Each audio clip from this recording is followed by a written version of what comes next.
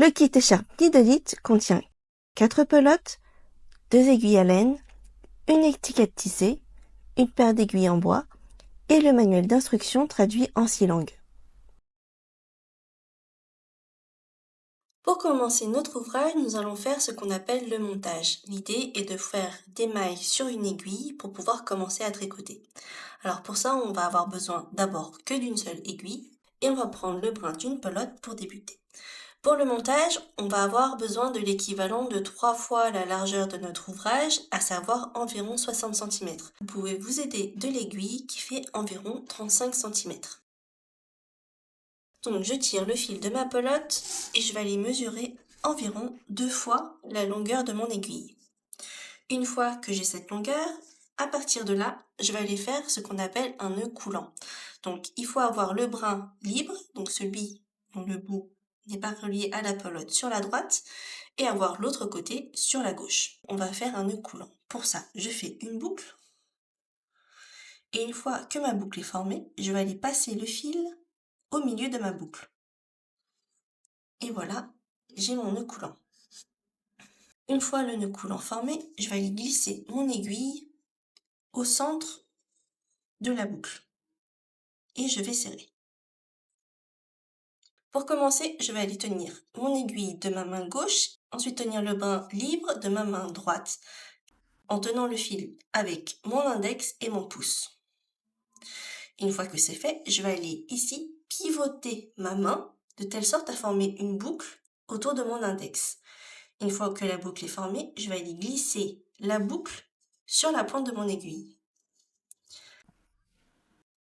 Là, je reprends l'aiguille de ma main droite et ensuite prendre le brin ici relié à la pelote avec ma main gauche et faire le tour de mon aiguille de gauche à droite dans le sens contraire des aiguilles d'une montre. Je reprends mon aiguille de ma main gauche et ici la boucle formée autour de mon index, je vais aller repasser sur la pointe de mon aiguille. Et ici, j'ai ma première boucle. Je vais aller serrer. Une fois que la maille est serrée, on peut voir que j'ai 2 mailles sur mon aiguille. Il faut alors répéter l'opération autant de fois que nécessaire pour avoir à la fin 24 mailles. Je vais reprendre la manipulation pour vous montrer une seconde fois. J'ai mon aiguille tenue par ma main gauche et je prends le brin libre à ma main droite. Pour ça, je tiens le fil entre mon index et mon pouce et une fois que c'est fait, je vais aller pivoter ma main de telle sorte à former une boucle autour de mon index. La boucle formée, je la passe sur la pointe de mon aiguille et je reprends l'aiguille de ma main droite pour pouvoir la récupérer le brin relié à la pelote pour faire le tour de mon aiguille de gauche à droite dans le sens contraire des aiguilles d'une montre. Je reprends l'aiguille de ma main gauche pour ensuite passer la boucle autour de mon index sur la pointe de mon aiguille et je serre. Je vais répéter l'opération pour obtenir mes 24 mailles sur mon aiguille.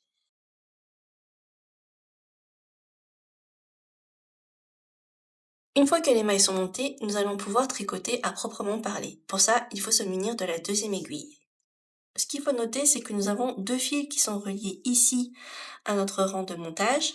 Le premier fil étant celui avec le brin libre et on va le laisser de côté pour n'utiliser que celui qui est relié à la pelote.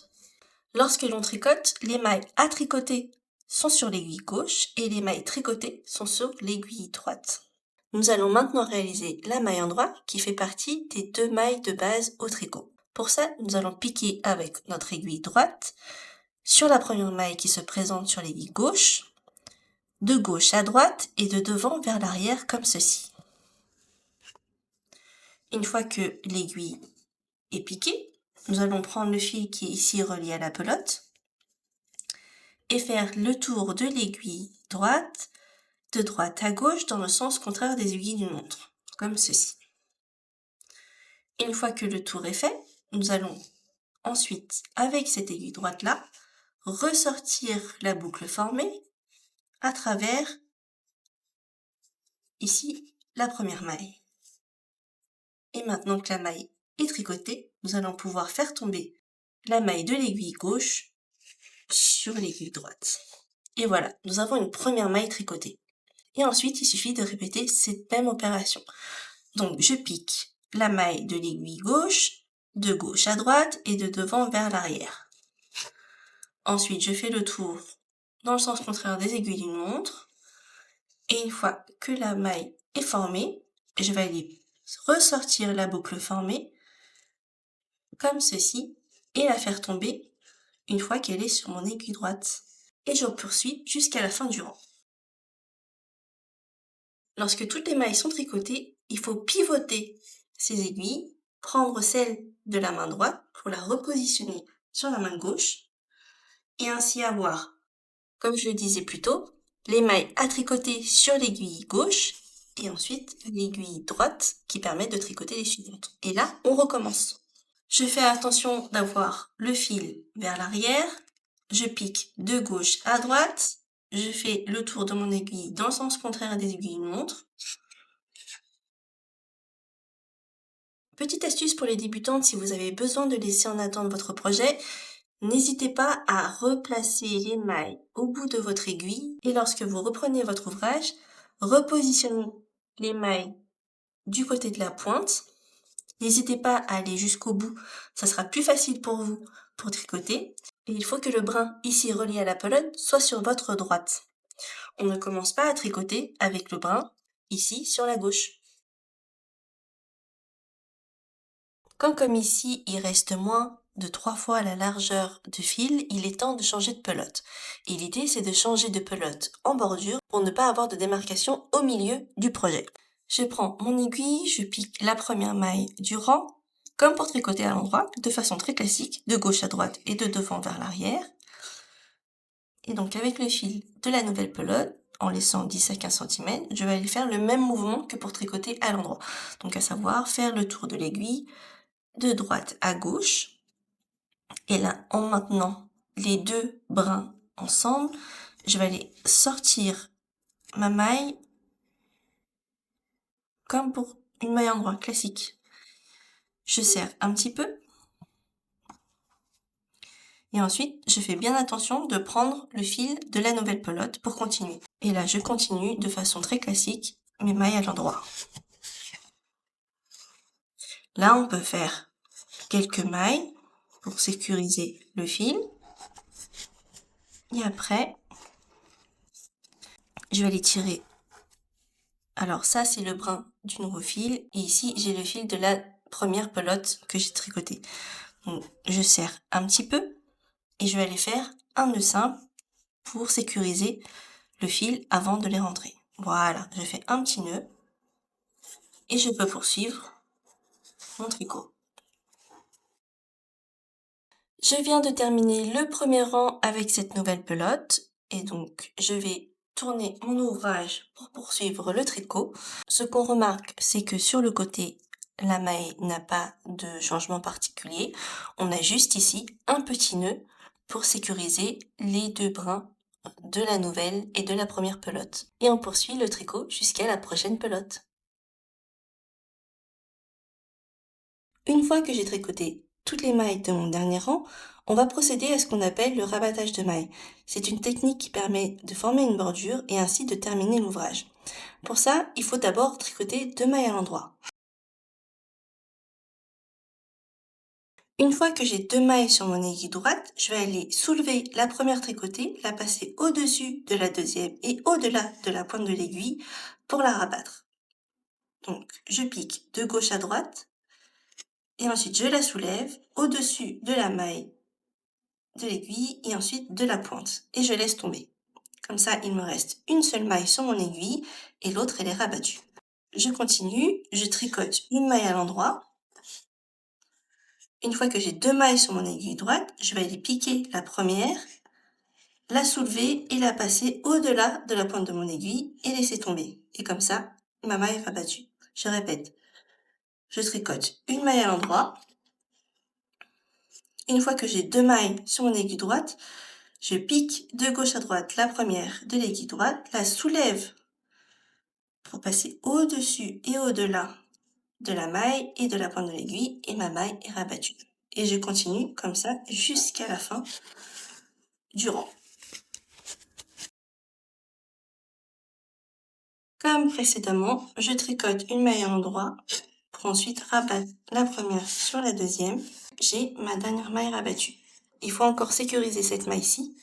Ici, c'est ma dernière maille qui reste sur mon aiguille. J'ai enlevé l'aiguille et il faut maintenant couper le fil et ainsi le rentrer.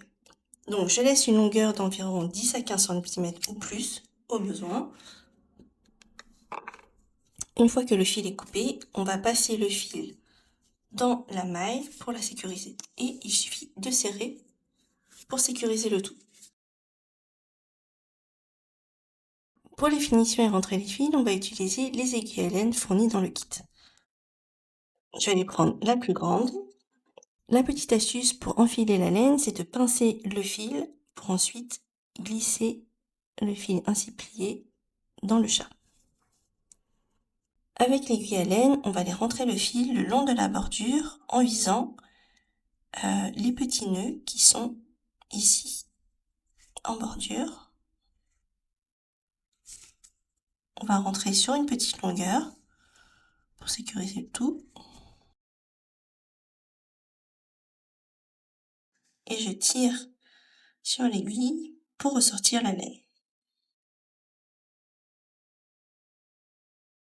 Et ensuite, il suffit de couper le fil. Et voilà, le fil est rentré. On répète ainsi l'opération avec l'aiguille à laine sur tous les fils qui dépassent, au changement de pelote et au rang de montage.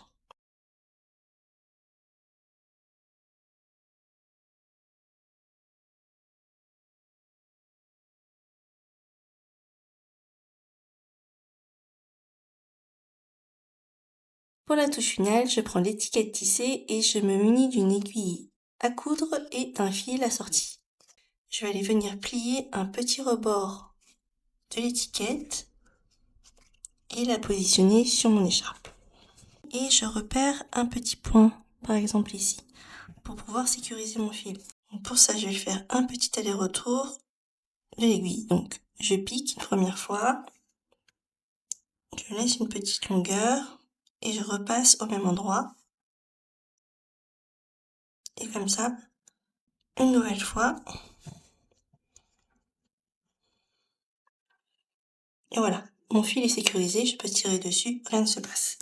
Donc, je prends l'étiquette, je la positionne et je vais aller faire quelques points ici pour maintenir l'étiquette en place.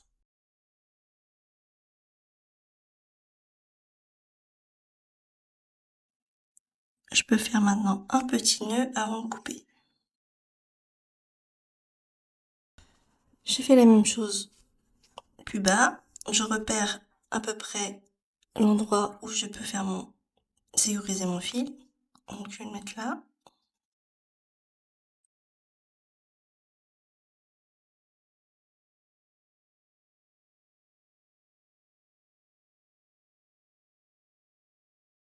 Et voilà, l'étiquette est maintenant cousue, l'écharpe est terminée.